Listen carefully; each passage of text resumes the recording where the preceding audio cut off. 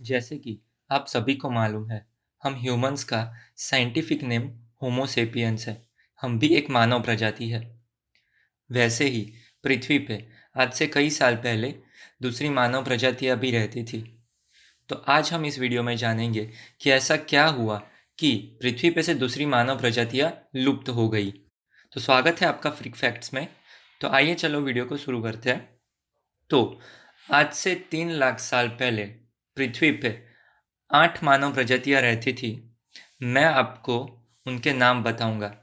सबसे पहले होमो निएंडरथलेंसिस, फिर आती है डेनिसोवांस जो रहती थी एशिया में, फिर आती है होमो इरेक्टस जो इंडोनेशिया में रहती थी, फिर आती है होमो रोडेंसियंसिस जो सेंट्रल अफ्रीका में रहती थी, फिर होमो नलेडी जो रहती थी साउथ अफ्रीका में, फिर आती है होमो लुजेंसिस जो फिलीपींस में रहती थी, फिर होमो फ्लोरेंसियंसिस जो इंडोनेशिया में रहती थी, और लास्ट में रेड डियर केव पीपल जो चाइना में रहती थी। पर आज से 10,000 साल पहले ये सारी मानव प्रजातियां लुप्त हो गई। पर आपको जान के हैरानी होगी कि ये सभी मानव प्रजातियां लुप्त होने के पीछे के कारण कोई भी एनवायरमेंटल कैटास्ट्रॉफ यानी कोई भी पर्यावरणीय आपत्ति जैसे कि ज्वालामुखी फटना, क्लाइमेट चेंज, ऐसे कोई भी पर्यावरणीय आपत्ति जवाबदार नहीं थी। पर हम यानी कि होमो सेपियंस इसके पीछे जिम्मेदार थे। तो आगे मैं इस वीडियो में आपको बताऊंगा कि कैसे हम जिम्मेदार थे। तो आज से 2.5 लाख से 3.5 लाख साल पहले नई ह्यूमन स्पीसीज साउथ अफ्रीका में इवॉल्व हो रही थी जो थे होमो सेपियंस। फिर होमो सेपियंस अफ्रीका से पूरी पृथ्वी पे स्प्रेड होना चालू हो गए। ऐसा कहा जाता है कि सभी मानव प्रजाति में से हम सबसे डेंजरस स्पीसीज थी, क्योंकि हम compete करते थे रिसोर्सेज के लिए। आइस एज के दौरान हम बड़े बड़े एनिमल्स जैसे कि मैमथ उनका शिकार करते थे।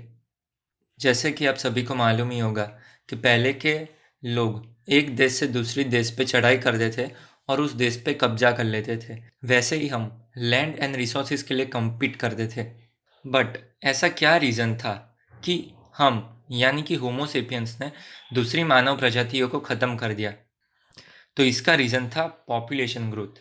हिस्टोरिकली हम हर 25 साल में डबल हो रहे थे, यानी कि होमो सेपियंस की पॉपुलेशन हर 25 साल के बाद डबल हो जाती थी।